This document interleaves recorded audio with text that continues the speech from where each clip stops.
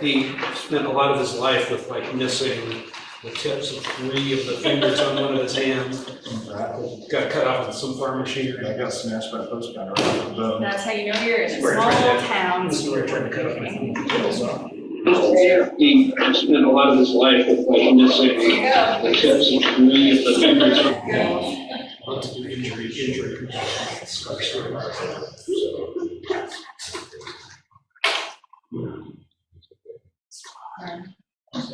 We're ready.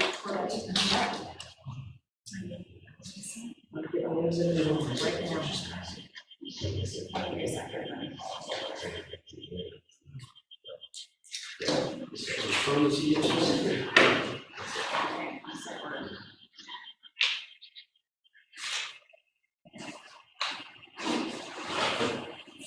Does anybody else need an agenda for tonight? Then I think we're ready to call the meeting to order. And the first thing we'll do is pledge allegiance, and I don't know who hasn't done it in a while, so how about you, Joe? Sure, we're good. Ready? Okay.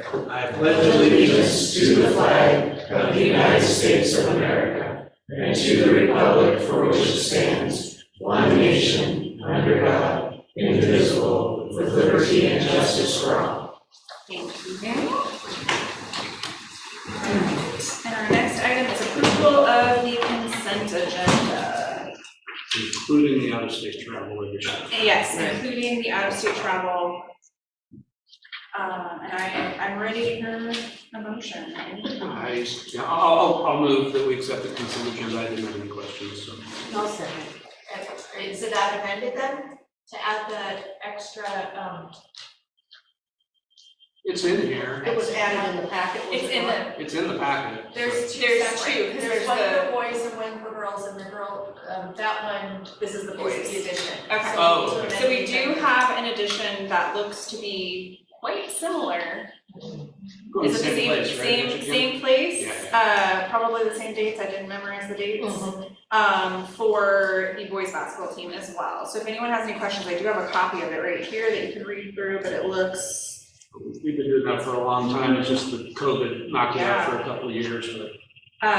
so I guess, my question would be, were you moving to approve with this? Yes, move to approve with the addition of, And I seconded. Okay. Yes. Then all in favor? Aye. Okay.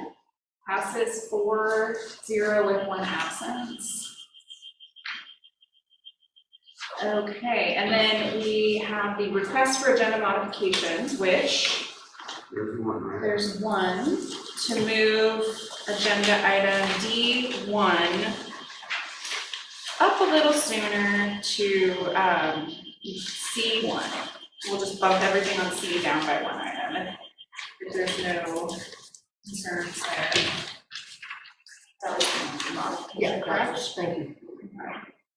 And that's just to respect some younger people's time. Who have had a busy week. Who've had a busy week, yes. Sure. Okay, if there are no other modifications, we'll move on to public comment. Do we have any public comment? No? All right, fantastic. Look at us, just looking through. All right, student government report is next. We get to see Reagan. Welcome. You look so I'm cute, so happy to Reagan. see you back. Yeah, this is definitely how Reagan always dresses. It's not homecoming week. My kids didn't dress up at all today. They're like, we can wear normal clothes. Okay, so I'm Reagan, I'm the ASB president. There's gonna be someone with me today, but he's not here. So we got the year started off pretty strong. We planned freshman orientation. It was really successful. I feel like freshmen were comfortable coming into the school. And we also hosted the first day assembly to boost morale. We have a new advisor this year. Mr. Dunham stepped down and Ms. Matson has replaced him, and she's doing a really great job. She's got a lot of new ideas for this year. And this week was homecoming. The theme for the week was We Got the Beat. So every day, the dress up day was a different song. Monday was the lazy song, which I hadn't heard, but everyone wore pajamas and we had a pancake breakfast. Tuesday was Party in the USA, and we had staff trivia at lunch. Wednesday was the Powder Puff game, which was really well attended, and the theme was thrift shop, so everyone wore mismatched clothes. Today's theme was cowboy, it's the hat. And tomorrow's theme is warrior wear and anything but a backpack day, so that'll be interesting. Someone brought a Barbie Jeep last year. We're also having the parade tomorrow for the community, and ASB is hosting a tailgater for the football game. We're gonna have mac and cheese. And then we're gonna crown our homecoming court at halftime before the homecoming dance tomorrow. The theme is Grammys. So that's from 7 to 10 o'clock. Is the dance Saturday? Saturday. What was the theme, Reagan? I didn't hear. Grammys. Grammys. Yeah. I can't wait to see if anybody goes dressed as a Grammy. You young kids. So that's all we have planned right now. October 26th is Haunted Halls at the high school, and we're planning a potential dress-up week around Halloween. Weather is cooperating for him. Very busy. Thank you so much. Anybody have any questions? Nope. Thank you. Thanks, Reagan. Okay, moving on to C1. I have to just find the right piece of paper in here.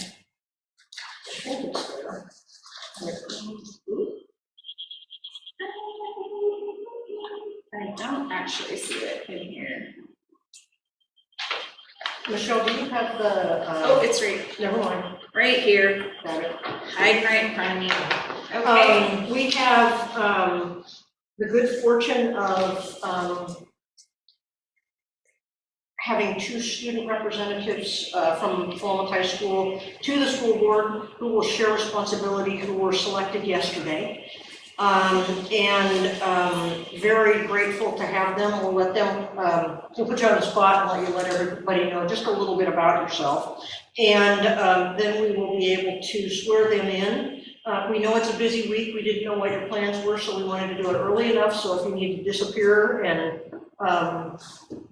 get prepared for tomorrow, great. And if you wanted to stay, you're welcome to be able to do that. So Levi Storch is a junior and Maggie Reel is a sophomore.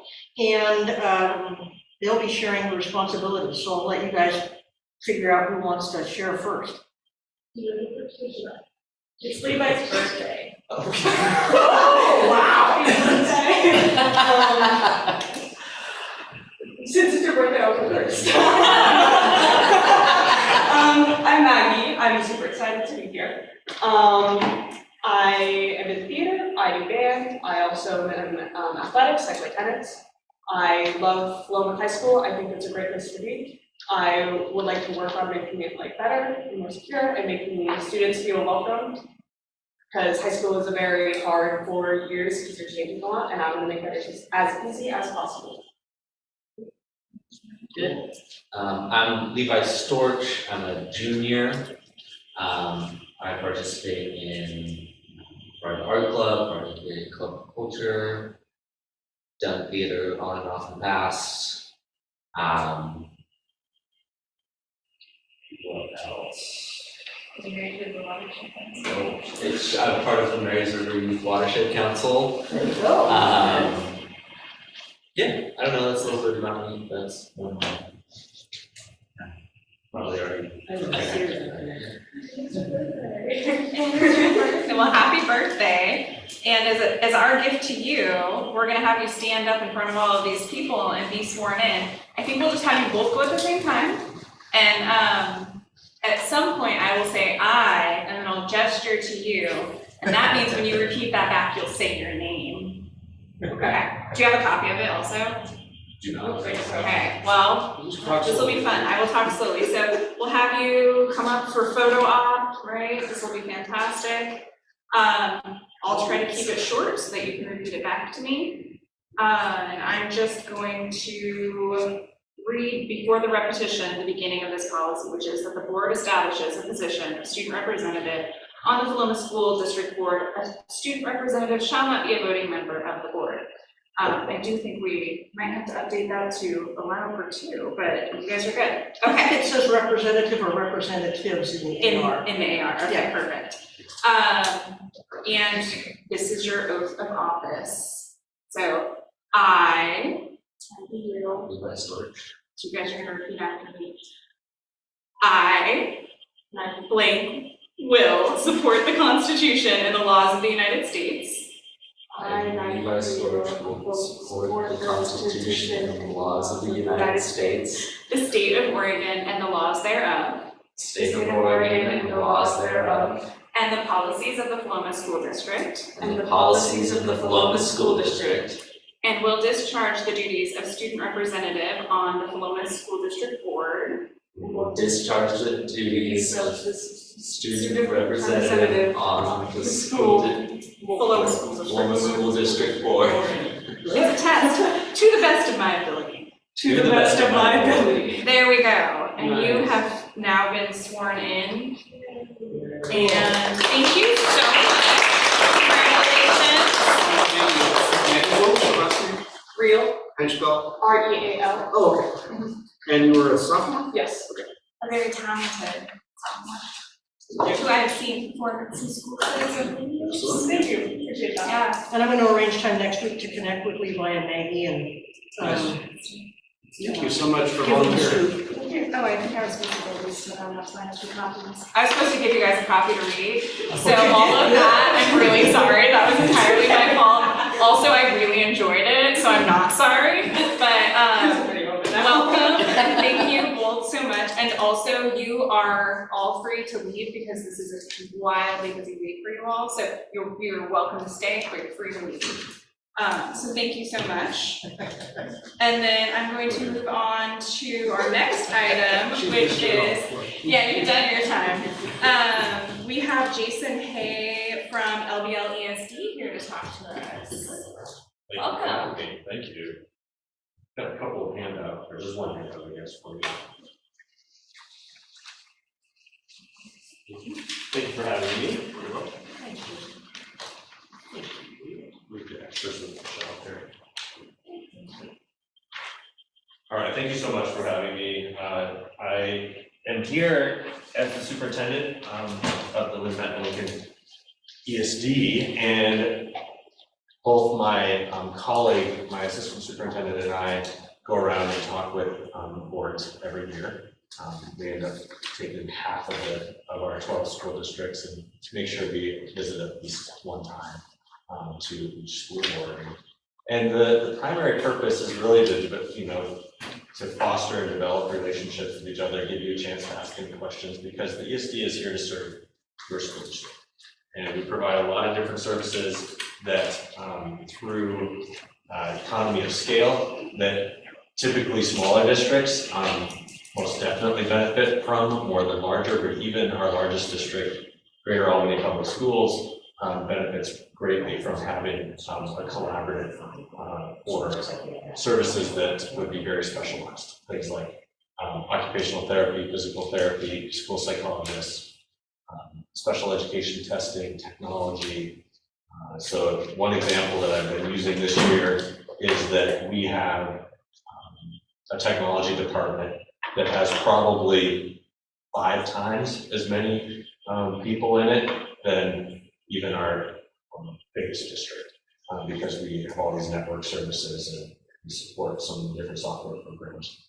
So just want to share with you a few of those things, as well as a process that we go through every year, but more robustly every other year, and that is to revise our local service plan. So the local service plan document is something that I don't have for you to approve now, because we're actually in a major revision of it. So every other year we really go through and revise the local service plan. That is the plan that each ESD is required to have on file per statute, and it articulates the services that the component districts get from the ESD. In our region, we have 2 types of services that are two classifications of services. We have tier 1 services that every school district has access to without paying extra or buying into. And then we have tier 2 services where your district decides to purchase those extra services. The tier 1 services are determined by the 12 superintendents in our region. That's part of the governance structure. They basically work with me, and so we're going through and we're talking about that language now, and we'll be all the way up through November and into our December superintendent meeting. They will help me determine which services the region they want as a region that everybody will get. Then my board will approve the plan, and so I'll have the local service plan. And then after my board approves it, that will be brought out to each component district board, and then you'll have a chance to review it and approve it at that point. Given the year that it is and that we're going through such a big revision and everything, I'm happy to come back in February. So that would be something that I'll look to if you want to ask me questions about the plan. That's probably when you'll see the plan, sometime either in January or February meeting. So what I have for you today is, and actually Susan hasn't seen this yet because we typically give these out during our fall visits. So I meet formally with each superintendent and their executive team, both in the fall and spring. And spring to do planning, fall to clarify what we plan for and what we have in place for the year. And so one of the things that we always provide is some data about the services that we received. It's really overview, and then also shows the staff that are assigned to your district. And so you can see that we have a variety of staff, from deaf and hard of hearing people, occupational therapists, physical therapists, audiology.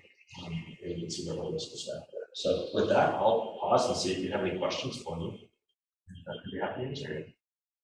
I'm a big fan of checking to make sure that I understand an acronym and sort of assuming. Yes, so absolutely. Under the 2023-24 quick stats, BIS, SIS, I know what ISD is, but what it, That's business. business? Yeah, that's business. IS, and then what is the S? Student information system. Oh, okay. So when you See, have students that parents register their students, the grade system and everything else is called Synergy, and that's the student information system. That was a big change in the local service plan a couple of years ago, because the superintendent's about, oh gosh, Susan, it's been 5, 6 years, probably 6 years in the making, wasn't it, of the superintendent group saying, we really wanted to have a different student information system. Went through a huge review process. We had to do an RFP process to procure a new system and then roll that out. So And then last I year was the first talking year. about 15 years ago. Yeah, absolutely. Because the old system was actually an in-house program that our programmers at LBL had written, and it was more than 30 years old. And it was basically at the point where the architecture of the computer programming was so old that we would have had to just start fresh. And the reality of starting fresh was something so complicated, is it would cost far more than just buying something off the shelf. And so what we purchased on behalf of all of the school districts was this Synergy system that is actually really customizable. And so much of the state is on that system now. And it'll probably take us 4 or 5 years to have it as customized as each district wants. But it's a kind of a cool system that I think people really like after they get used to it. Changing a student information system is, it's a nightmare. It's big. It's big. It's a pain in the neck.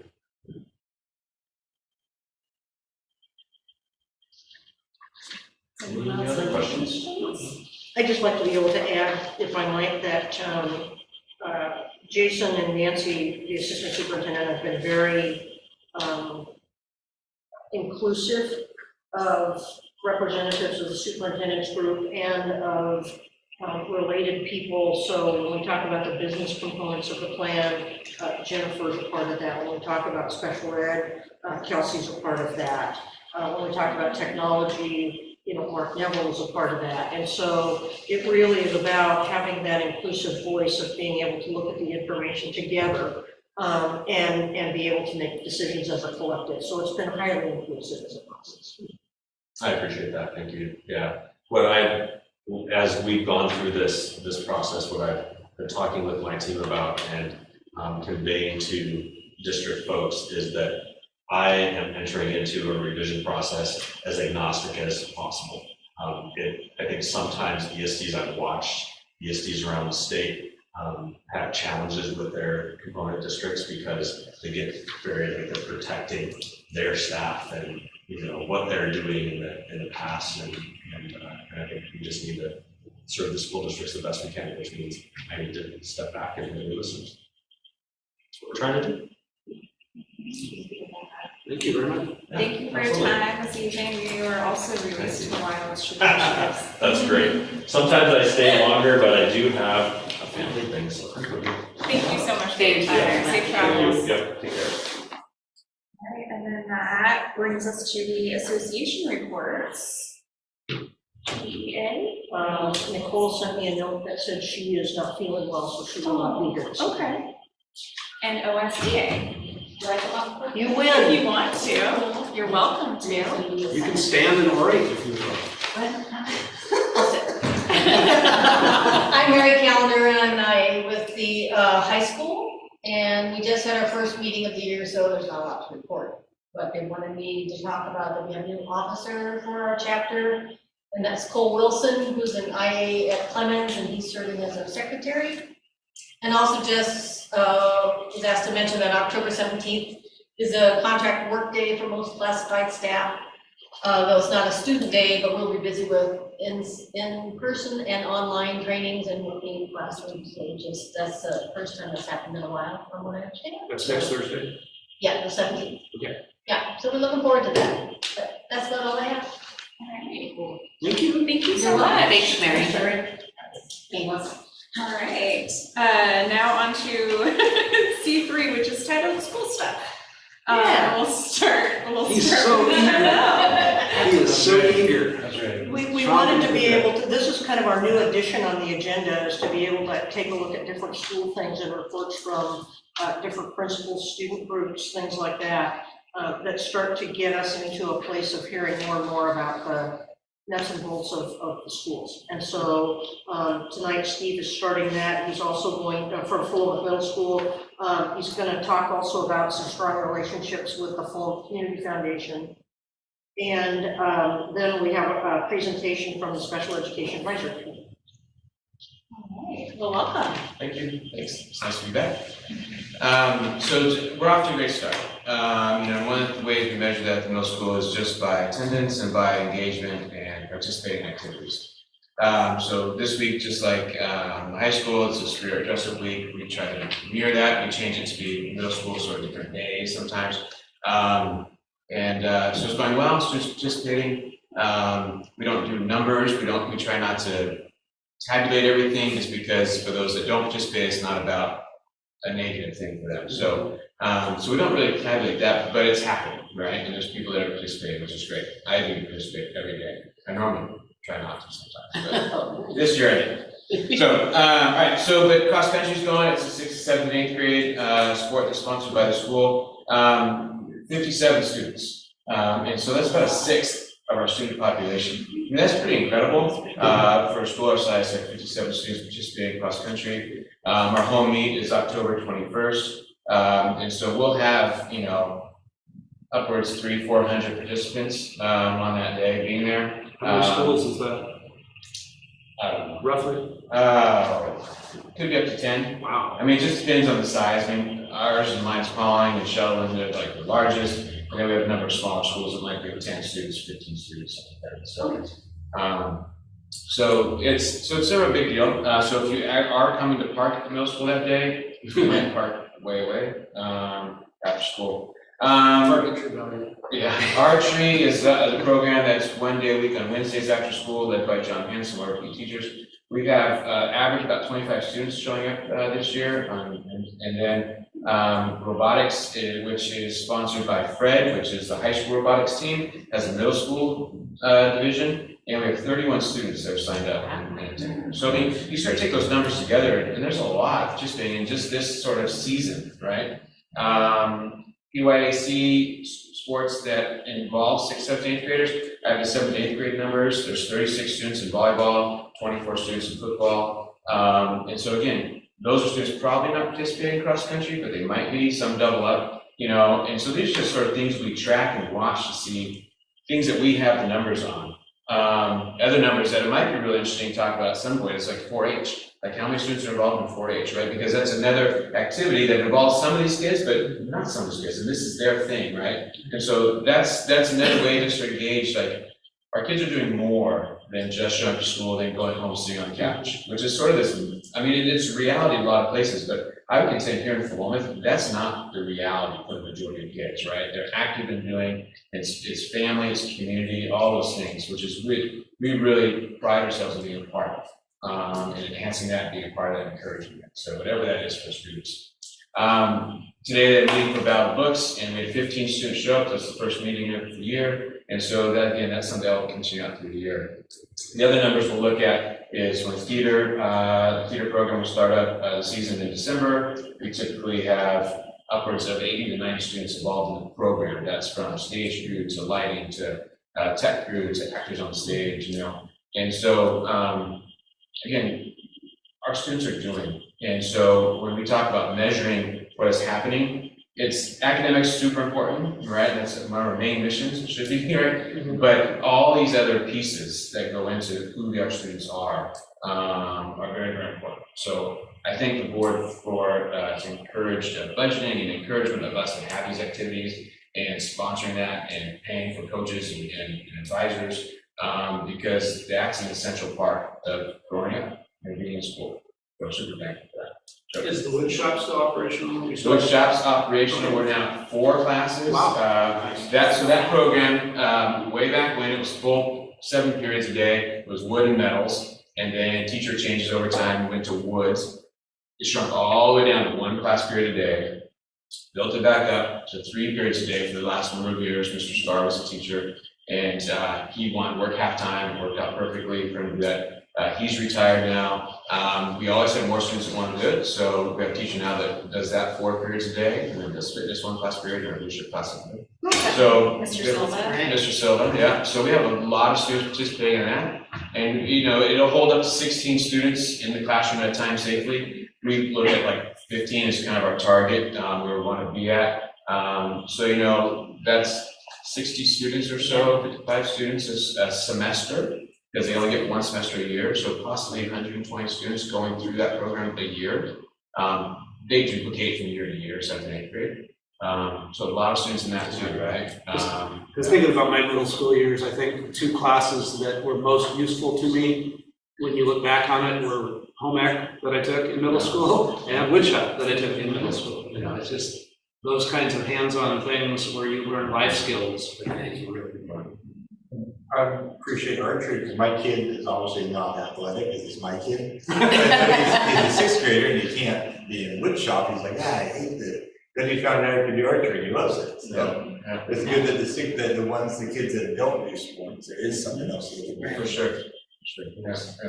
Yeah, and that's a lot of things. Just finding that thing, right? That little niche, that thing that gets them along, right? Something to look forward to throughout the week. And that we're providing that for all kids in all the ways. So the other thing we looked at is attendance. If we've heard like regionally, statewide, nationally, school attendance is a big deal. And it's always been a big deal, but it's getting a lot more attention because it's fallen off over the last couple of years, especially after the pandemic. And so I just asked our ops registrar to look up our numbers for September, or up until now, it's up until yesterday actually. We have 79% of students are attending 90% of the time or more, right? And so if you look at our, when the at a glance state report card thing will come out, I think in middle school last year it was 72% for the whole year. So I don't think September is a great representation of the whole year, but it is higher than what that was. And September sometimes is our toughest month. Actually, right now there's a hunting season. We have a lot of students out. People go on vacation sometimes right as school starts because it's great weather and it's cheaper to fly everywhere in September. And so that happens. So within that, we're still holding pretty good. We actually had quite a bit of sickness go through the last couple of weeks. 79%. Well, I'm going to keep trying to track each month and just see what that tells us, if anything. When we don't, a while back, we used to always do perfect attendance awards. We stopped doing that quite a bit ago, even before the pandemic, realizing healthy attendance then, so like when you're sick, actually stay home, you know? But when you are not sick, you should be at school. And so we talk about healthy attendance. We used to have rewards, and so this year we have a reward that at the Honorable Assembly, we're gonna do a drawing for all the students that have 90% or more attendance, and they'll get a sweatshirt. We're intentional about, it's not an incentive, it's just a pure, just luck chance reward that a couple kids get a sweatshirt that nobody else has, right? And so, so that's sort of the thing we're doing. We're not, because we always want to carry that healthy, right? There's reasons why people miss school, and it's family reasons or social reasons or health reasons, right? And so we want to be very aware of that and just encourage people to be there, give them all reasons why they want to be there. And for us over the time, it's been really successful, I think, with those relationships with families. Chelsea, our registrar who does attendance every day, she calls home, you know, and it makes connections with families and with parents, and we try to provide resources where we can, and just be an understanding place as well. So this push to be at, you know, super high 95%, 90% attendance, that's not reality anymore. And so how do we do that to attendees and students? And so that's really our push. One question related to that, especially with the experience of remote learning with the pandemic, is it easier, I assume it is, but just my clarification, is it easier for them to, when they are sick, get their work from school, at least at some level, before they come back the next day or 2 days or 3 days later? Yeah, very much so. I think with, Google Classroom is still utilized by a number of our teachers. And so sometimes when the parents pick up their homework, it just says see Google Classroom, right? And the students log in. 7th and 8th graders have an issued Chromebook to them. And so hopefully, right, hopefully they have it at home. If not, we'll get it to them, right? And so that is easier. Online access to many of our instructional materials have online textbooks. They're not all accessing it right now, but over time, that's one way to do it. And so, yes. Yeah, I assume that. I just wanted to make sure. Because back in the day, if I was ever absent, it's like, well, you wait till you go back to school and you get your work and then try frantically to get it caught up. Yeah. Sorry, my kid peeped in your school. I wasn't gonna say anything. That was an exciting morning. It's you get to this school and get back out. Yeah. Yeah, we've all had kids who go to school, right? Oh, yeah.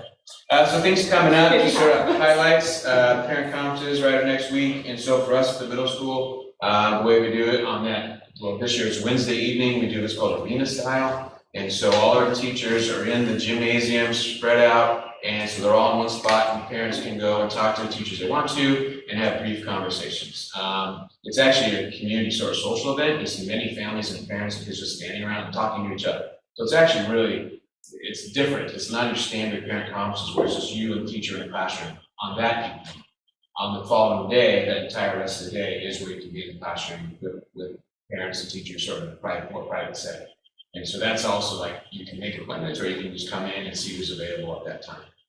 We've been doing this pattern for quite a long time. So more than my tenure, I think, so more than 24 years. So it's been happening this way, and it seems to be really successful. We get quite a bit of turnout, especially that first night. It's pretty busy, it's a happening place. And so it's an enjoyable, really community social event at the same time. So, great.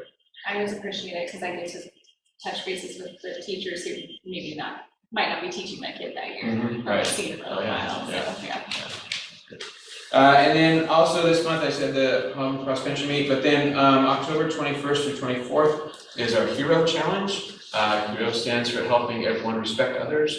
And Mike Nico is our lead on this, and it's a 7th grade event, which is sort of, it evolved from what used to be called Bullies and Buddies, and then we were contacted, that's a trademark name, so we can't use it anymore. But so it's really about, it's healthy relationships is what it's really about. Bully prevention is sort of the key term on that, but it's really about how do we get along with each other, how do we respect each other, and how do we sort of navigate this thing called middle school life, right?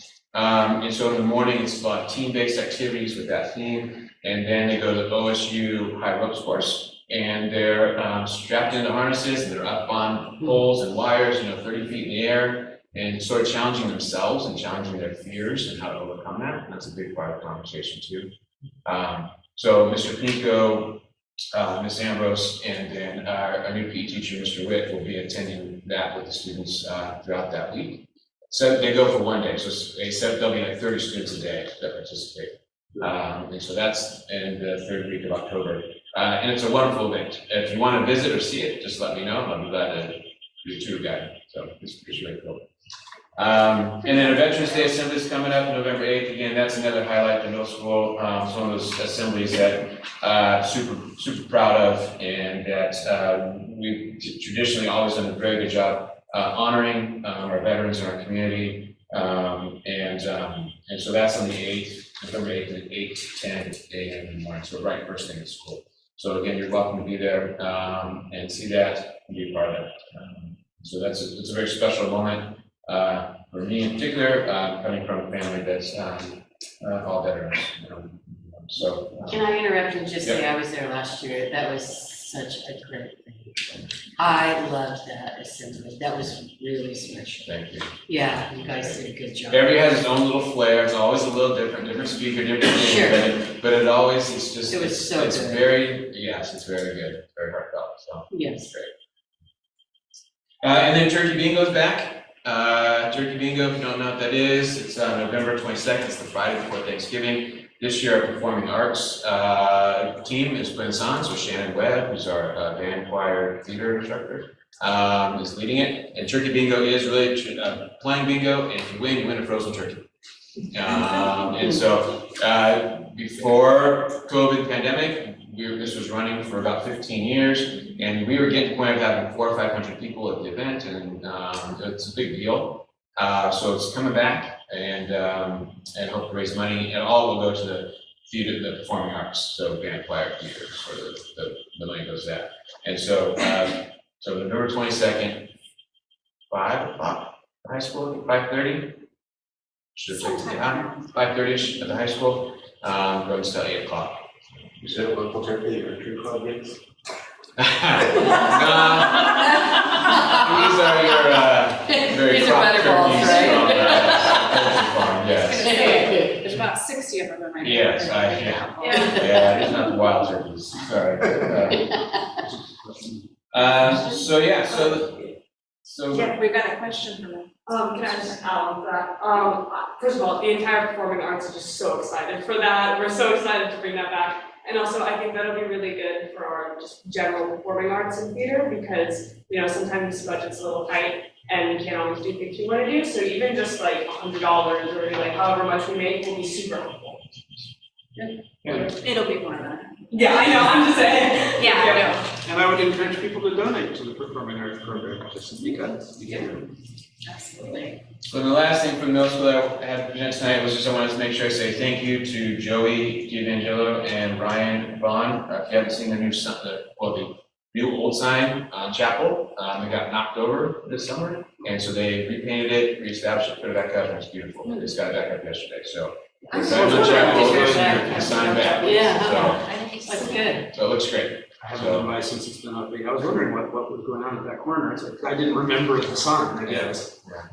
Yeah, no, I drove by in August one day, and saw it was down, and I wondered, and I was looking around, and I noticed all the beautiful bark chips from the cross-country thing was placed there. So, the truck hit it. So they knocked it over, but they got it back up. It looks great. So we're very, very happy for that, so. So any questions for middle school stuff, or? All right, so the second reason I'm here, and I'm gonna try to talk fast because we're short on time. I'm representing the Philomath Community Foundation as well. I'm past president and board of directors on that. And so I've asked Susan to pull up the main webpage for the Philomath Community Foundation. And so because if you go to this page on the website, and it's not a complicated web address, philomathcommunityfoundation.com, and it basically talks about its origins. And so the Philomath Community Foundation was originated in Philomath in 1998, so we just surpassed our 25th year. And it really came out of this thing called Project 2000, and a group of Philomath citizens that saw this need for a philanthropic organization in Philomath to get started. And over time, it became the Philomath Community Foundation. Its board of directors have changed over time, but there's still some original board members on the foundation board. And so what we do really is we provide funds, or we receive funds and provide a place for those funds to be invested. and then used for philanthropic reasons in the community. Really specific to the Philomath region, and so not just city proper, but Kings Valley, Blodgett, all these areas in our region. And so we have, but one of the big things that most you'll see attached to the school district, house attached to the school district, we have the Castle Forest property. Technically was ceded over to the Philomath Foundation for the sole purpose of the Philomath School District to use it. And so, and that's just out past Wren, by the Wren Community Center. And so, so that's a piece of property, 20 acres there, that the Philomath Community Foundation holds in place for the Philomath School District. And then the Philomath Community Foundation sponsors and facilitates scholarships for graduating seniors of the Philomath School District. And so the numbers for this year was, there were 16 scholarships awarded and $18,250 were awarded to graduating seniors from the through the foundation. And so, and it hasn't been 26 years of doing this, but probably 20. I asked how long have they given scholarships, and there wasn't really an answer. So, but I would say it's at least 20 years probably, right? And so, you tally it up, and you're looking, it wasn't always $18,000, but it's going to get near that $500,000 mark soon through the foundation, And so I'm very proud of that and that ongoing work. Actually, 2 additional scholarships are going to be awarded this next year, adding another $2,250 being awarded out. So we'll press that $20,000 mark this year of giving out awards. And so, and these scholarships are from local people that have wanted to generate a scholarship. And so over time, either through private earnings or through their own, maybe it came into some inheritance of some sort or an insurance policy, whatever it is, they have these fundings, this ability to start a fund. And then over time, it's people donate to that fund or that scholarship. And so we have people ask, how do I contribute? And they contribute either by donating to a certain fund that is doing a project that they like. For instance, there's a Performing Arts Benefits Fund that also gives money specifically to the Philomath School District and its performing arts and through band, choir, theater. And then there's other funds that sponsor other things throughout the district or the community. There's one called We Care, which supports families that are in need. It could be helping pay the power bill, it could be helping pay rent, it could be helping a down payment on an apartment or something like that. And so, so there's other things that are not just school district, but in our community itself and sponsoring people. Our annual report this year focuses on a project that was through an activity, and you might recognize where this picture is taken from. And so I thought this is very appropriate to have this here presented tonight here. And so this is the mural in the elementary school in the Rod Harvey Commons. Mr. Harvey is the former principal of the elementary school and community member for a long time. He's also on the foundation board. So we have a lot of interconnectedness of this being very special and report.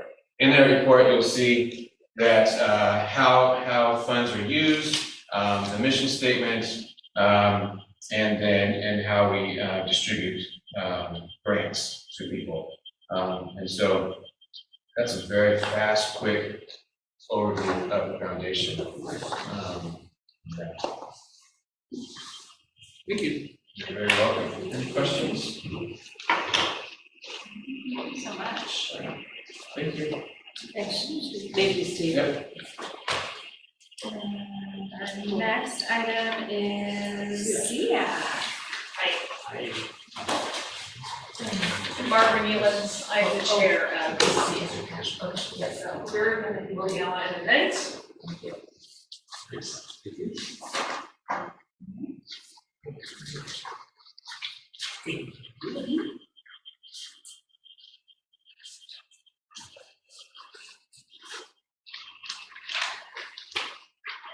So we, SEA Committee is Special Education Advisory Committee. I've been the chair had Park over 2018, I think, 17, 18, somewhere in there, I took over.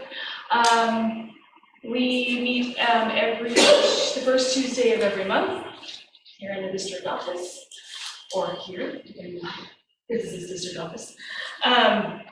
So we decided to put on an event with FACT of Oregon to educate people on your IEPs and your 504s. That's it again. And so we've decided to do that this year. I know we're still working on putting those invites out. I saw your emails and I didn't respond back. We're trying to get a Google Doc put together to put out to our families who have IEPs and 504 plans, so we can invite them to learn more about them, or those who possibly are going to be getting them soon. That's why we're doing this at the Clemens Primary, is because we want to try and get those parents that are just now finding out their kid needs this kind of intervention or this assistance. What about me? I do have a daughter who's in life skills in high school. This has been the best environment for her being at the Paloma School District. As Susan knows, I cheer all the time because she is in everything, including Laura.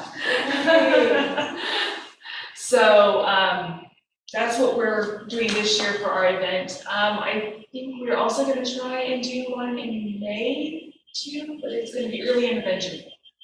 So those are our two for this year for the special education community. I went really fast. Summaries. Does anyone have any questions? Oh, don't be nervous. I don't use them. I'm used to go. When SEAC started talking about this last spring, about wanting to utilize FACT Oregon and really make it the opportunity to have conversation about what does this thing called an IEP mean for my kid and my family? What does this thing called a 504 mean for my student and my family? And to really get into that, it's just a perfect thing to be able to have happen. Well, I know that from mine, I knew what they were before. I had one when I was little. I remember my mom going to those meetings. So I knew it was. My husband had no idea what we were getting involved in when we got my daughter started on her IEP, and she was in early intervention experience and all that stuff. And so he's discovered what this all is, but I know there's new information. Every year we're handed this pack of information and we go through it step by step. But I want to help those new parents that come in. And we would also like to see if people want to come and join SEAC, because there's a core group of us that just keep going. But last year we also did a special day where we celebrated Special Education Day, with cookies and stuff like that. We may try something again. It's coming up really fast for this event, so we'll see what we can do. So thank you so much. Thank you. Thank you. Awesome.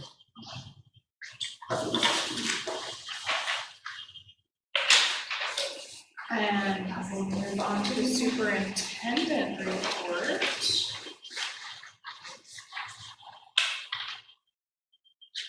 I did just a few updates in here, but nothing big.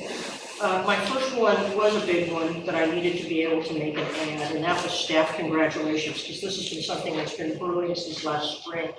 And that's one of our Philomath High School teachers, Nick Trainey, who teaches our manufacturing technology classes. He was involved in a national contest, so big, not just Oregon, organized through Harbor Freight. And he placed in the top 50 individuals from all over the country. And we don't know exactly how many people applied, but it was significant when you're talking about 50 individuals that are in that place, alone, that, and it was big. So, like I said, while not a finalist, he earned $1,000 in Harbor Freight credit to support his program. And as one of our career technical education programs, it speaks very loudly to Nick's commitment. And a lot of people read his information about classes here in Philomath and appreciated it enough to be able to award him in that top tier in this national situation. So we couldn't miss because we've been waiting to hear for a long time and finally got word, but it's a big coup for he and his program, so it's really nice. Put in some staff recognition. We missed our National IT Professional Day, but they know we love them. School Custodian Appreciation, National Principals Month. We've got next week is National School Lunch Week. The nice thing to know is with our free lunches, the amount of students eating breakfast and lunch has blossomed astronomically. It is incredible, the number of meals that are being served in all the schools in the district. It's pretty impressive. The following week is a National School Bus Safety Week, and want to make sure that we acknowledge those things. So you're gonna jump into your lunch thing real quick, or free breakfast and lunch? Like our kids don't do it, they want to school early just so they can go hang out with their friends. Yep. So it's giving the kids a lot more time to interact with each other. Social time. Yeah. Very good. And have we upgraded our infrastructure? You're talking about getting new freezers and stuff because of the extra food that we're having to store? We've done little pieces of it here and there. Okay. What we're planning for is when we take over the enterprise. Right now, we contract with Corvallis to provide our menus and taking care of the USDA requirements that are part of that, and providing us commodities. There's the ongoing conversation about if and when we would be in a position to take that over ourselves. Oh, so we don't really need it yet? We've needed some things, but we're kind of working in that way in anticipation, to be able to know where we stand. Right now, what we're waiting on is with September just finishing, we don't have the final statements of September yet to be able to have a clue about what that means in terms of revenue and stuff like that. So we're watching out there. Homecoming week, Reagan mentioned, tomorrow is the homecoming parade at 9:30, and they'll leave the high school and route down here by the elementary school, back up by Clemens and over to the middle school and around. So if you're looking for a spot of sidewalk. Same look they've always done pretty much. Yeah, there you go. And then the football game at 7 o'clock tomorrow night against Staten. Saturday is the homecoming dance. On the calendar at the end, Saturday is also the Paul Merriman Invitational Cross Country Meet. And so we'll have hordes of high school and middle school students at in Philomath on that day. I also had to put in a plug for this week for the Philomath Elementary School Book Fair, so lots was happening there. Back to school open house. While it was fresh, we wanted to do an overview, and there was pretty consistent feedback that said we like the way it goes. We like putting everything on one day instead of asking people to show up for multiple days.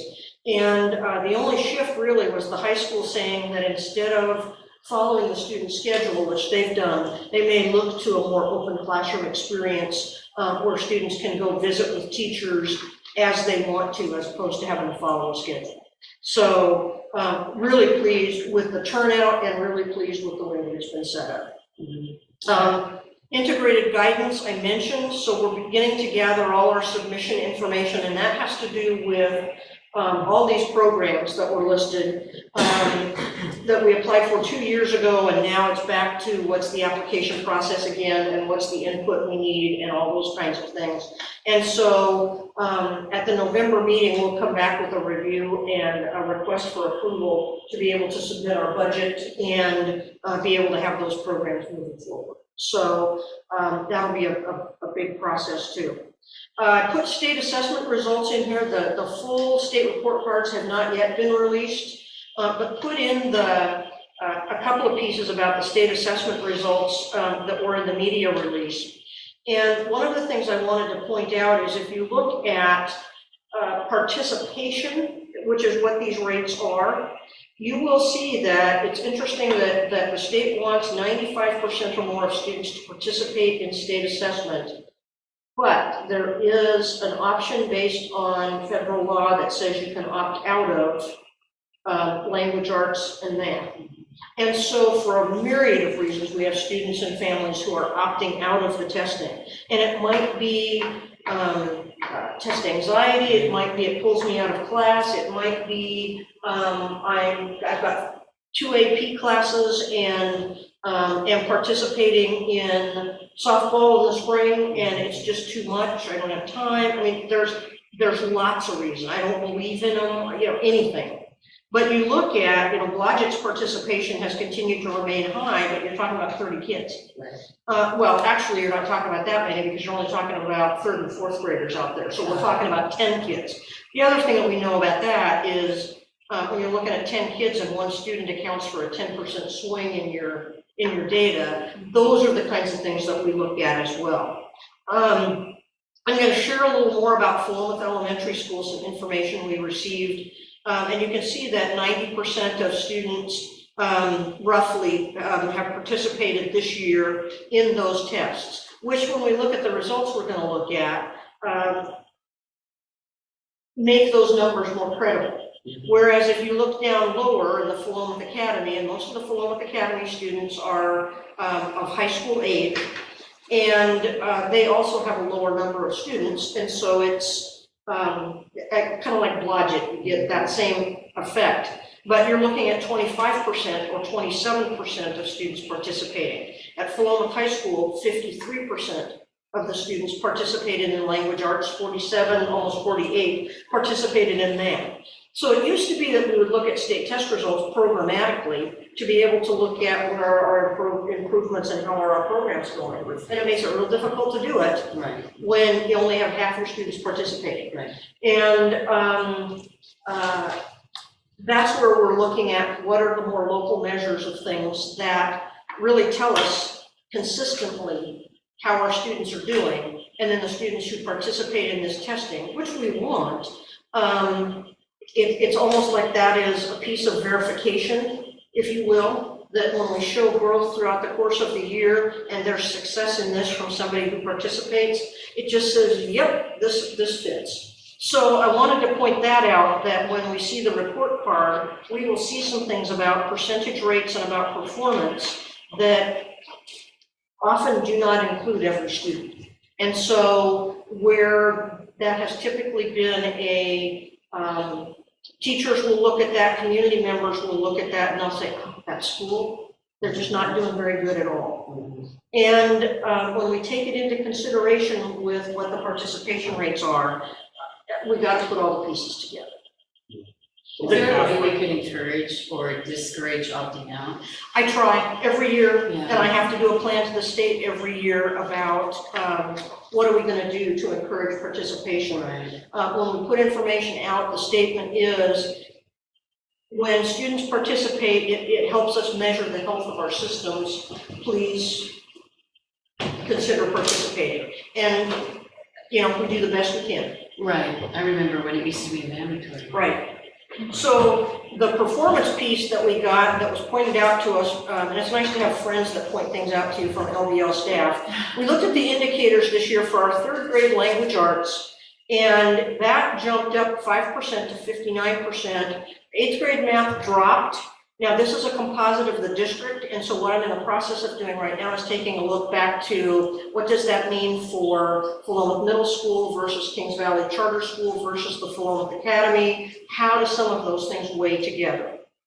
But the point that was made by LBL is they said the 3rd grade reading percentage has increased for us every year since 2018-19, with the 2 missing years of data due to COVID. And so that means every year our 3rd graders, there's continued to be growth.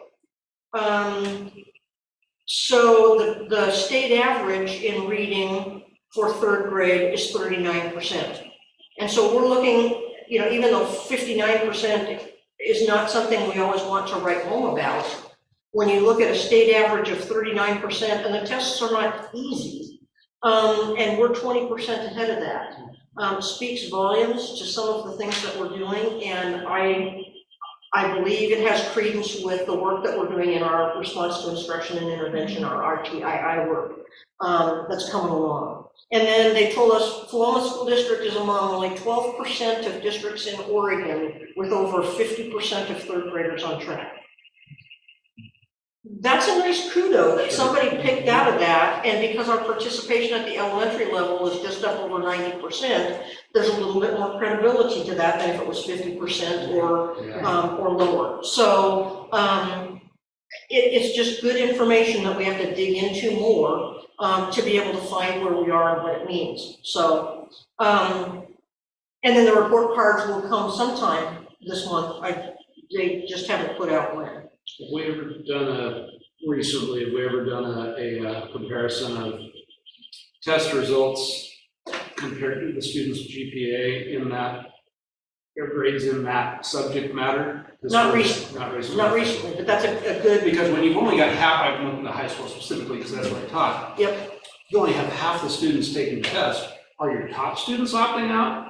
And that part of why it's bringing us down, are only the bottom students opting out, in which case we've got problems, et cetera, et cetera. Right. And it seems with that number of students opting out that we've got, it's hard to use the data effectively to know what's going on. And that's what we're trying to do, is get into it to be able to say, what do we know about those students who have opted out or opted in? Mr. Bell and I were talking about that this morning, in fact, just about how do you take the pieces of data and make it worthy in some way to be able to cull whatever we can out of that. So, very definitely. The other thing that I'd be curious about is following that cohort of students and looking at, okay, so last year's 8th graders who took that, what were their scores looking like when they were 3rd graders? Right. And I know we've done pieces of that before, yes. Yeah. but I do think that would be something that would be helpful. I also think, just one second, I also think if we're tracking last year's 8th graders, recognizing that that would have made them possibly third graders or 4th graders during that first year of COVID. So we might not actually have. Yeah, we're just now starting to see enough of consistency. Maybe I should be on that chart too. I'm like trying to remember how many years ago COVID was, because nothing makes sense anymore. So we might not actually have theirs, but just a curiosity. I think one thing with the high schoolers, like so little of them participating, is I've just heard from like people just talking around the school, a lot of them don't see a point in doing it, which I know sounds bad to say because there is a point, but to like high schoolers, they don't really see that. So even if it's like top students, bottom students, they just don't really see a point because they're not getting much more done. I'm not sure if it's just. No, I think the other piece of the puzzle is the state has put on hold the essential skills requirement, that the state test could be how that was measured. And now that that's gone, in terms of need, then that also says it's not a requirement for me, so why do I want to do it? They still wrote a long sheet of paper that's ABCD. Yeah. Is that what they still do? It's fancier I than just that use now, big but- shapes out of the things and never read the questions. Yeah, actually, it's a whole lot more complex in terms of, you have to type in short answers Yeah, and there's all sorts of various questions. all sorts of things like It's not that. It's all real different. multiple Not choice. multiple choice. Well, yeah. Honestly, you could, this sounds like I'm joking, but I'm really not. You could probably entice high schoolers to do stuff like this by giving them something like donuts. Or, I know that sounds really bad, but it's true. High schoolers are really, Food like, is very an motivated. You know, we used to do that years ago, as people said, if you have a snack for somebody, because people need to eat, then, so you're not too far off. We also do better on tests. Absolutely. True, that's a good point. Absolutely. Great points. Parent-teacher conferences, like Steve mentioned, are October 17th, 18th. In order to do the full calendar for our instructional assistants, because we did 2 days of conferences in the fall, they have to work a day that's a non-student day, which is not typical. And so we have scheduled professional learning activities for our classified staff to be able to participate in on that day, in honor of need and things that they've been asking for. And so it feels real good to be able to have opportunities there. So I'm really pleased about that. VISA, our Valley Coast Superintendent's Group, so when Jason was here, he is the leader of our group here. So we kicked off our annual retreat in Newport. And I just listed the districts that are in this group with us. We meet monthly, and Friday, October 18th, the group will be coming to Philomath. And so we will be the hosts of the October meeting of that group. I can witness it happened. You can. Yes, we were at dinner at the same place. Yep. Our superintendent's group went out to dinner, and Joe and his wife were sitting at the table. And our dog. Okay, I saw your wife, but I didn't see The your dog dog. was under the table. So, yeah, it was, Joe came by and said, hi, and it was kind of like, out of context. Right. So, but it was good. The Philomath Rotary presentation, Jennifer and I are gonna be a part of Rotary on Tuesday, to be able to talk about the state of the school district, and it will be at Peace Lutheran Church at noon. If you want to attend, let me know, or respond straight to Rotary, and that way you'll get lunch. Do you just email them through their email? 'Cause Yeah. I thought we got an email about it, but I couldn't find it. Yeah. It was in the packet, that's why I Yeah. thought the same thing, and then I remembered I just read it. Oh, okay, that one was, okay. Okay. One of the things that we are going to do starting next month is we're altering the location of our school board meetings. Last year and through the time, it was relatively easy to be able to hold our school board meetings in this location. There weren't as many students in the afternoon at the Philomath Academy, and the Philomath Academy did not meet with students on Friday. And so we could have a meeting Thursday night and, spend time Friday morning making sure the room was reset and things like that. Well, now they have students all day, every day, and they are here on Fridays. And so what we asked them to do in essence is take their office or their classroom space where many of us can just close the door and put everything away. Because they don't want to have papers out that have student names on them and all kinds of things like that. And so the more we looked at it, we thought they deserve to have their classroom and to be able to maintain it throughout the course of the week because their schedule has shifted. We're looking at probably the community conference room at the high school. You think that's big enough? I guess it's about this size. Yeah, and if we needed to move to the library there, we could. But it's really about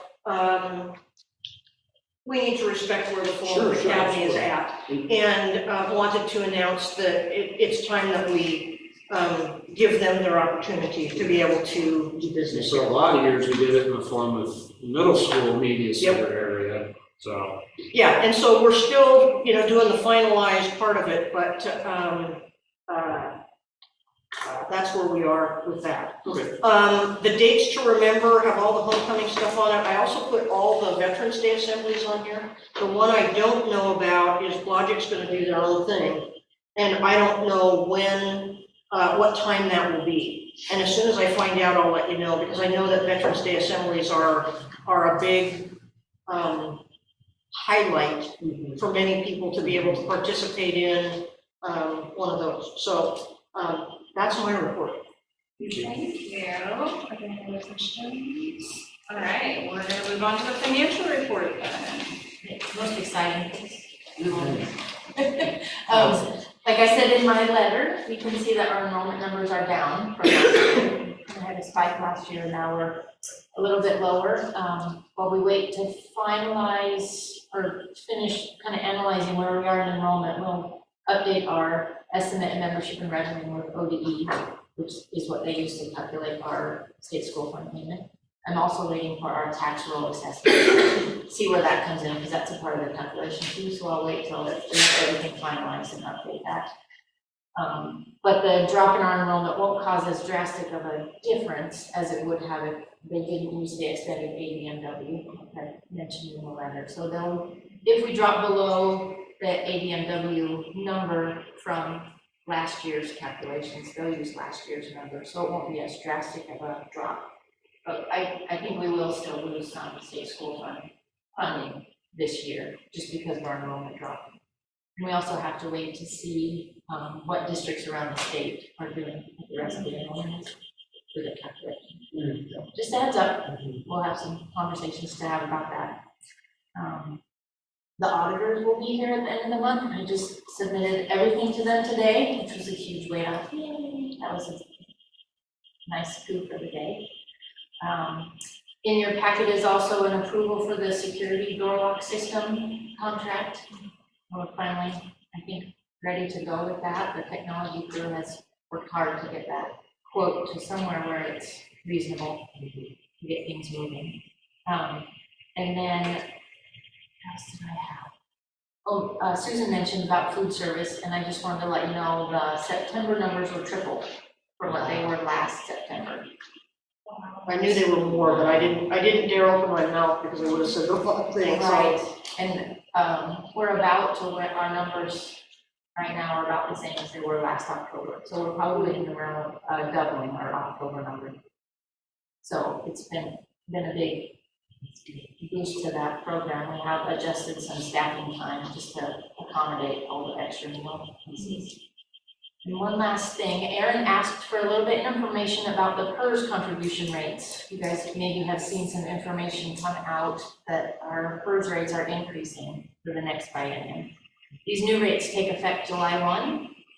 So our overall increase in both of the retirement plan contribution rates will be at least 5.5% from current rates, which is big. I did a quick calculation on how that might look for an increase in cost to us next year, and it could be close to $700,000 increase to take into account for our budgeting. Just some interesting facts. There's two sides to PERS, OPSRP and Tier 1, Tier 2. OPSRP members started in August of 2003, so anybody before that is Tier 1, Tier 2, the old program, and OPSRP. We're at 80-20% split for OPSRP and Tier 1, Tier 2. When I first started 7 years ago, it was about half and half. So we're really losing a lot of the Tier 1, Tier 2 just to few left. And then some of the factors that have contributed to the rate increases going into the next biennium, the investment underperformance. So, and then the growth in payroll, it grew 20% across the state. And so obviously the funds to pay those in the future is not big enough, so they have to increase rates to be able to fund that into the future. So we have our fall conference next month. We'll learn a lot more about the upcoming year for PERS. Then so hopefully in November I'll have a little bit more to share with you about how we're going to, what's going to look for us. Talk to our legislature. Yes. The legislators and get the state school fund bumped up. Yeah, there is hope that there will be some consolation in the current service level funding formula for state school funding to account for some of these increases. So let's hope. And I found an interesting fact in some of the actuarial information. It said the average life expectancy for a female school teacher is early 90s. So those retirees on PERS are doing well.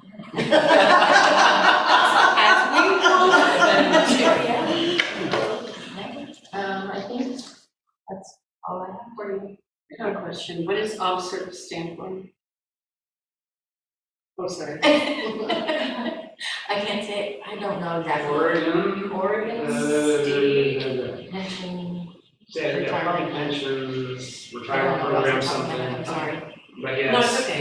I use the Tier 1, Tier 2, if you don't know about PERS, is a defined benefit retirement versus OPSRF, which is more like a 401k or 403b, where it's just, whatever you have in there is over time, and then you get that, and then you have to do whatever with it after you retire. You don't guarantee you get $2,000 a month or whatever, like you do in the Tier 1, Tier 2 system. Gotcha. And so it's a more like a private pension kind of program, the opposite, because they just couldn't maintain the financial, the ability to do a defined. So is the defined district, benefit plan. As a district, are we the ones that change those percentages? That we're phasing out of the tier 1, tier 2? Where does that come from? The rate structure, PERS, that's my. Just the rate, okay. Yeah, every employer that pays PERS has a different rate based on our actuarial or unfunded liability for the future. Okay. And the percentage, the 80-20, is just based on when they were hired. Yeah. Okay. That's just the number of people, that's just the number of people we have that are in that. So it's like the 20%, those are our older teachers that are closer, probably very close to Or retirement. longer term. More seasoned. Seasoned teachers. As my knees hurt worse every morning, I'm a Now I little know why. sensitive. Female school teachers live 20 years longer than the average life expectancy. It's all the more fuzzies they get along the way. Yeah, Sandy, it's, Oregon Public Service Retirement Plan. Oh, really close, I Okay. feel like. We had Oregon Thank you. Service in there. I know I knew that, it just wasn't on my. Sure, no, that's all right. God bless, looking things up. Thank I you. love it. I know. We like Google. Thank you so much, Jennifer. Thank you.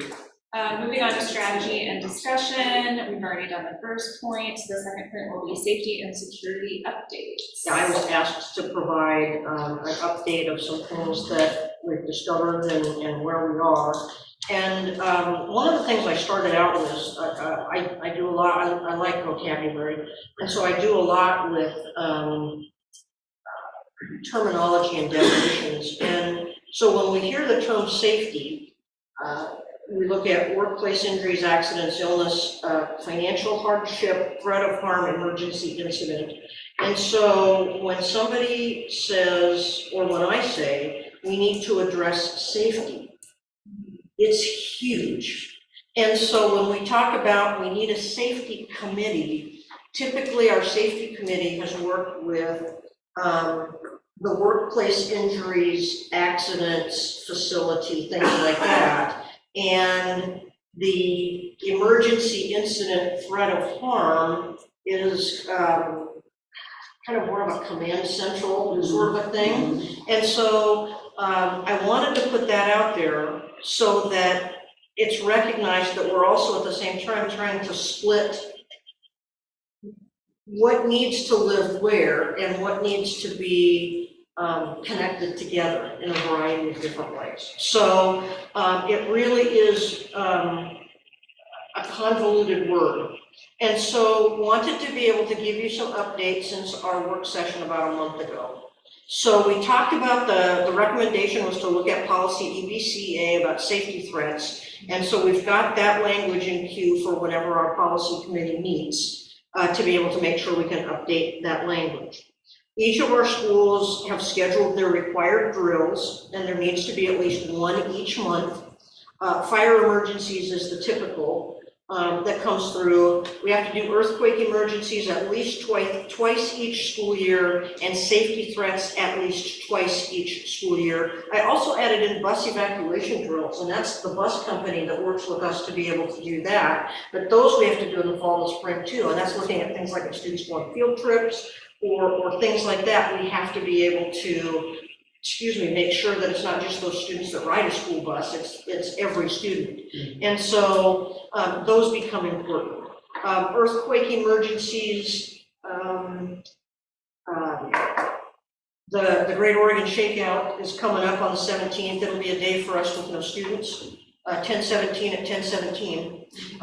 And so that could be real interesting. But there's a number of our folks that are gonna go a day early and pretend, but it's also about being able to say, hey, your folks at work may also be doing the same thing. And you can compare notes in terms of what you're doing for the Great Oregon Shakeout. We've had a couple of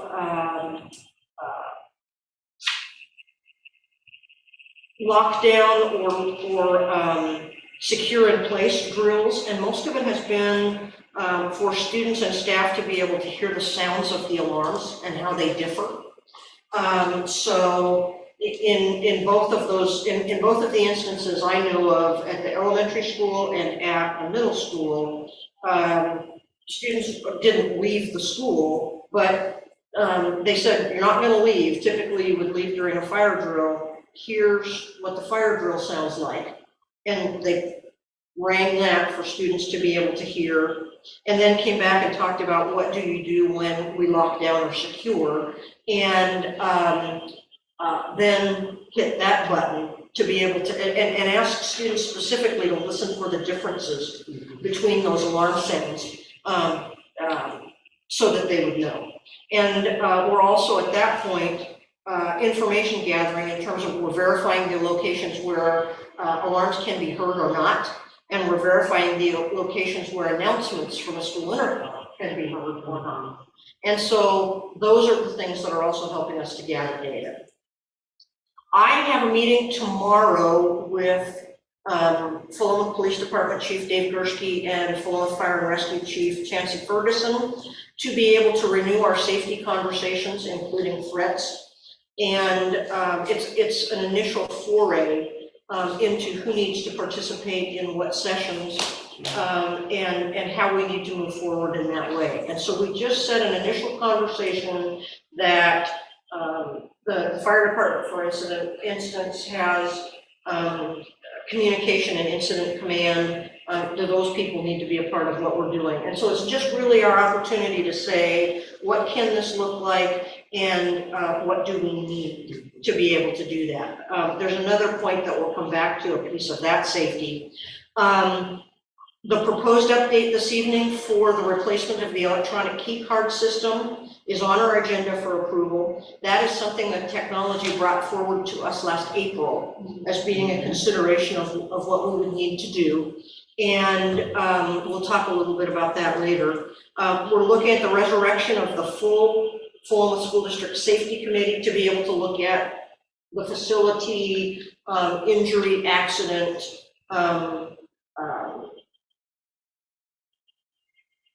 those kinds of things. And so what we're proposing is quarterly meetings that are represented by our district facilities, district technology. We need to have representatives from both of our associations and district representatives. And so that will be rolling up real soon to make sure. Joey's been having meetings with the campus stewards. There's one at each school consistently, and it's kind of like, oh, we got to grow it to be able to make sure that we have bases covered there. So that is in process. There was a request for a structural review of facilities, and that is in the process. And Joey, as a contractor, will lead the review, and we know that we need to have others involved, inclusive of board representation, to be able to be a part of that. So we've engaged in that initial conversation, talking about what we need to do. We have protocols in place on the other side of it for our no trespass communication. The other question was about the review of windows, most specifically at Philomath High School. And I put the clarification in here to really say, is our purpose for these windows about ventilation, or is it about egress? Because if it's about ventilation, the middle school and the high school are two facilities that don't have openable windows. And so we've got a couple of places that's a concern for purposes of outdoor air ventilation, other than pulling it in through the air conditioning systems. If we're talking about egress, the classroom windows would open far enough to be able to allow someone to get through. None of our schools we've never had have that. And so we know that what it would take is somebody's going to have to get a desk or a chair or whatever and run it through a window if they need to get out that way. We had the listening session today where somebody was talking about, thank you. What about one of those rope ladders in my room, or I mean, some different things like that for consideration. Yeah. So we know we need to look at those things. And I think one of the concerns was the classrooms that only have one door. And that is, that's true in all our schools. Most classrooms. That's in most classrooms, and that has to do with square footage of a classroom in the construction requirements. And so if I can get out a door, I can get out a door, and if I have to go out the window, I'm gonna need to break it. One of the things that we discovered, if you look at the bottom, if we were to look at the high school, 2 operational windows per classroom to get them to be openable, most likely for the purpose of ventilation, more than egress, just because of the nature of that, is gonna cost $115,000. So that we know. Doesn't mean we don't do it, but it's information that was requested to be able to put out on the table. Where is that? This I added because I just updated Oh, my so there, report that's today. not, okay, it's Yeah, not on my. I just updated with these numbers today. So I think when we talked about windows, it was mainly about ventilation. Right. Yep. And I think for egress, if we have those rope chain ladders that go down, like they put in our rental houses and come metal, that they will break the window. That was the idea with them, is that you use the ladder to break the To break the window. and then they hang on the window sill. Yep. So I think in purpose, what we were talking about was mainly for ventilation. Yep. Because then in the ventilation you use it often, if you have to break a window in an emergency, at least you have a way down. Yep. No, that was good conversation. So, yeah, so those are things that we can now also look into to be able to take care of business there. So. Do you know, did Joey look into Energy Trust of Oregon, if there's any grant money to go for window replacement? That I don't believe he has, but I will get on that. What's the magnet power supply about? Did I miss that? We talked about the magnet power supply was if we are to lose power, battery backups. Oh, that error. And so, Joey had priced those with the magnetic power supply to give us 3 hours would be, $4,500 each. Each per school? Or each door? That's a good question. Yeah. If I would say each school, probably. For each building, That's for yeah. each door, then that's wrong. I think it's each school. It's gotta be per school, so you gotta tap into the electrical panel. My bad, So it's yeah. gotta be per school. Right. And then the other piece that is just above that, at our retreat for our superintendents, Sue Graves, who is the safety coordinator for Lincoln County School District, came and spoke to us. This is a woman who, when when the shooting happened at Sandy Hook, they called her to go as one of the resource people. So I mean, it tells you that she's been involved quite extensively, unfortunately, in looking at those kind of crisis areas. They have put together one of the most incredible safety manuals I think I have ever seen, that we're taking a look at. I think she could be, and has been offered by Lincoln County, to be able to say, hey, if you need somebody to come present something, we'll work with you to see if we might be able to have Sue come help you out. And quite amazing in terms of a presentation. And you're talking about a county that has to deal with multiple, we have to deal with, for instance, the Philomath Police Department and Benton County Sheriff in our purview. They have to deal with Newport Police, Lincoln City Police, Right. Lincoln County Sheriff. I mean, so they've got a lot of law enforcement agencies that ask them to be very coordinated in what they do. But it was quite eye-opening and good. So it's kind of like we're walking down, they're not separate, but 2 paths, if you will, in looking at areas and avenues of safety. So as requested, that's what I've given you here, to just update of where things have been thus far, as per the request. Good, and I think we should keep going I at a really agree. good momentum. We don't wanna like go idle on this. And I noted the rope ladders, the Energy Trust of Oregon, and verifying the magnet supply as each school. So thank you, I appreciate that. Right. Good to know. Moving on to discussion and action items. Number 1, approving the Division 22 assurances.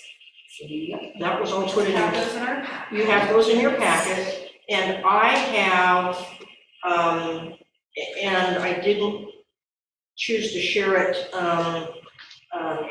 I keep tabs of a, I see you clicking. Yeah. There you go. Of a Division 22 standards and how we meet things.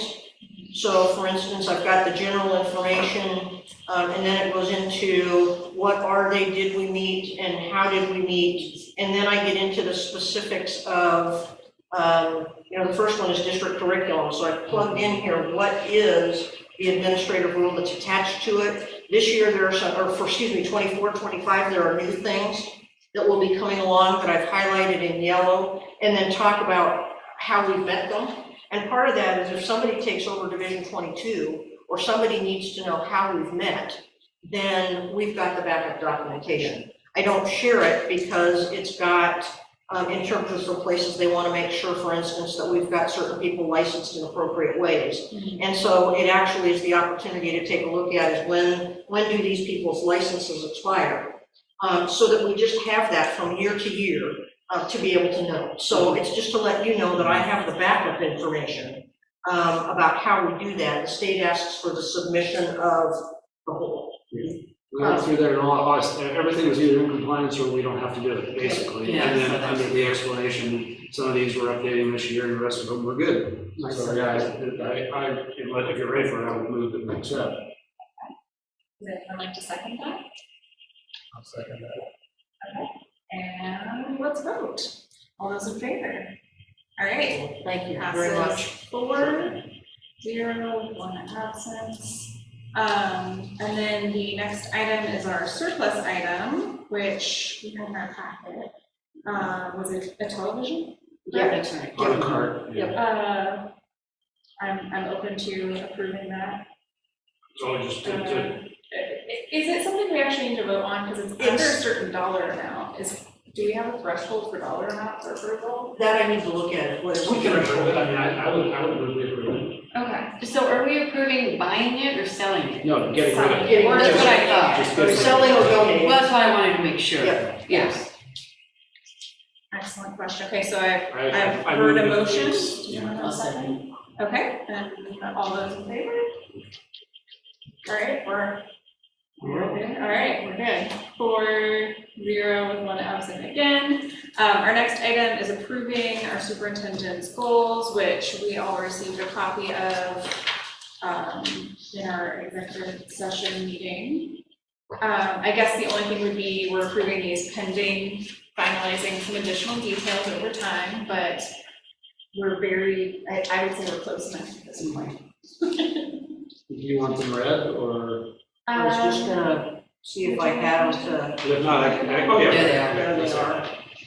Otherwise. And we actually got rid of number 5, and it was subsumed into number 6. And I'm gonna move the text. Did anybody not read it from where you are?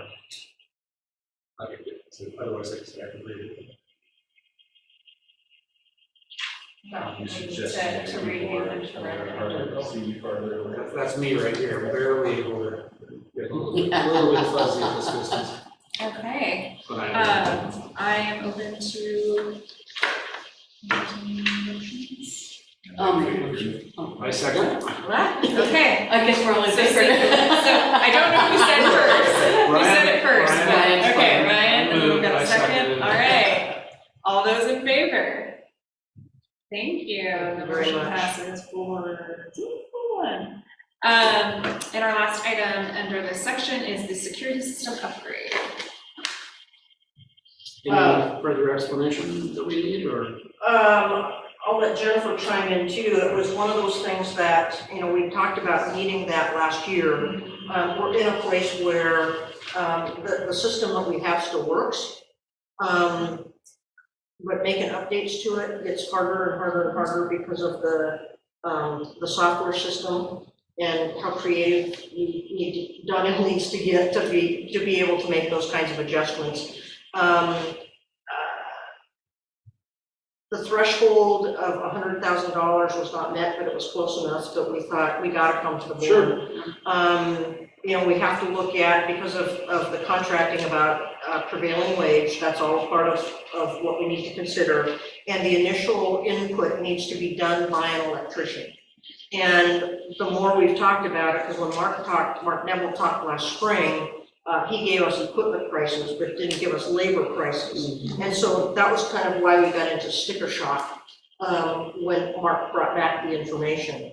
But we want that to be input by an electrician that can guarantee their work. So it's not like us trying to fit it together. But then there will be add-ons once the foundation is laid, some of which we will be able to do ourselves, to be able to grow it. And so, Jennifer, do you have any other? What's the equipment though, like in the high 60s to 70s? So we're not talking about that much more, right? No. So yeah, so yeah, I don't think it's sticker shock, because I remember a number like 68 or 72 or something they were talking about a year ago. Yeah, we were just looking at 96, kind of inhaling deep, going, wow. And was this something where we were required to do an open bidding kind of RFP process, or does it fall under like special? It falls under a state contract, Okay, a purchasing agreement, so it's fine, we don't have to get multiple quotes. fantastic. Okay. But should we? We've talked about that, I think Mark had his initial equipment piece, and it was similar in price, just with the equipment piece, and I don't know that there are a lot of other options. Okay, yeah, I think the technology department has reached out and done a lot of research. Okay. It's a pretty limited scope Sure. of people we've discovered. Sure, I just don't know if we should limit to. And this includes, the security system includes the phone system as well, is that correct? No, this is separate from the This is phone separate. system. As far as the phone system, the new handsets have been ordered, and I think they're here. They're here. And server's ready, it's just waiting for time when we have a series of days off where they can get in and actually swap out phones. It's Trevor on the tech firm, is that right? Yeah, he's one of the. I thought he told us that the phone system, the security system had to work together, and that the phone system we have is too old to operate a new security system. That's why we did new handsets, and we've pulled the phone out on its own server. Okay. And so when So the it is new- being updated. Yeah, when the new handsets get put in, Okay. it'll all be based on the new server and the specs and things that have been built and set up for that. So in essence, then, it is an upgrade to the phone system? Yeah. Okay. Yes. Okay. Yeah, we're upgrading two systems. Okay, that's what I'm. Okay. And to address Sandy's question, in my experience in the district, and just state generally, you put it out to bid, you give it to the lowest bidder, and then you get that quality. That's why we've had so many problems with the boilers at the high school, for example, and the HVAC system at the high school, for example, and that was why, that was the Yeah. basis of my question, Yeah. do we go with the one that we got or keep looking? yeah. The lowest bidding is not always the best way to go. It's, our hands are frequently tied. Yeah. All right, we're gonna go right to the motion. Yeah, we need it, I'll make a motion. Okay. Do you have a second? Thanks, Joe. Okay. All those in favor? I'm doing something. Okay, and it Mine passes doesn't need again. to be on there every time. Thank you very much, Passes again, because that'll give us a 4-0. chance to get things scheduled and moving and done, so, this will be good. Okay, next meeting agenda items. Location. Where are we going? We will find out in advance, but I'm guessing most likely the next one will be at that.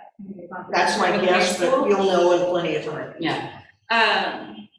Obviously, we have the rolling items that we already have on our calendar that'll be on here next time, so we don't need to bring those up. But does anyone have any additional? Another requests? safety update, which Another is safety update. okay. And Another I safety assume update. you're gonna report on what happens at the Rotary meeting, which I'm, Yeah, yeah. yes, I will. And also if anything for Sandy and Aaron, if anything comes up at the Saturday coffee. Yes, yes. Yeah, you can report back on that. Or you can. All right, then our next item is board thanks. Can I go back to the agenda items one more time? Are we gonna have a representative of, thank you, Steve. for Yeah, being we're gonna here. have Are we gonna have a couple another? schools. Yeah. Okay, good. I Yeah, just wanna the make school sure. stuff is gonna stay on the agenda, just Okay, as a great. standing run to be able to continue to. Steve's gonna be a hard act to follow. And another thing would be Always does. the strategic plan. I don't know when the next piece of information is coming in on that. Right. Thank you. So with that in mind, I believe we also do need to schedule another work session. We could do that right now, or we can do that through email. To, they need to hear from Since Steve Rick's not first. here, and I'm assuming Not he's walking Steve, in Vince. there, why don't we go through email, or Yeah, because we need to hear back from Vince before we that too? do that, right? There's Because he was gonna do some, With our goals, and he was gonna, I think he was going to provide a pricing proposal for. He was, and he was gonna provide the pricing proposal, and he's also going to take what we talked about on Tuesday night in relationship to board goals and things like that, and goes back. Yeah. Yeah. We are allowed to schedule meetings via email, that does not fall under public meeting law. Okay. I double checked. But yes, so we will wait then to hear back from Vince about the proposal pricing, because that will be something that we would need to approve rather than before we can do that, but. Right. Okay. Now moving on. I'm to sorry. things. No, you're fine, that was excellent point. I'll take Rick's spot and say just thanks to all the staff, of all, in all areas of the district, because school year seems to be moving very smoothly. You know, there's always hiccups here and there, but I just see nothing positive right now. Everybody's doing great. I want to thank the admin and teachers for welcoming us for listening sessions. I think that's really important. Steve, I need to get over to set up a listening session if you're open to that. And I really like meeting with everybody and just listening. It's good. It's a good thing. So thank you to everybody that attends those and is willing to talk to us. We don't solve problems, we listen, but it's a good thing. I would like to thank you both Yes, for yeah. putting yourselves out there, even just running for a position that, you know, puts you in the spotlight is a little intimidating. So I appreciate you doing that. I look forward to having you here all year. So yay. Thank you all. And having a seat at the table. I'd say next meeting you'll be in one of these seats, but I'm not in this room, but. Oh yeah, you'll be at a seat up here in a different room. You'll probably be here by me, Possibly you guys. on camera. That's the way it rolls. Okay, are there any board requests?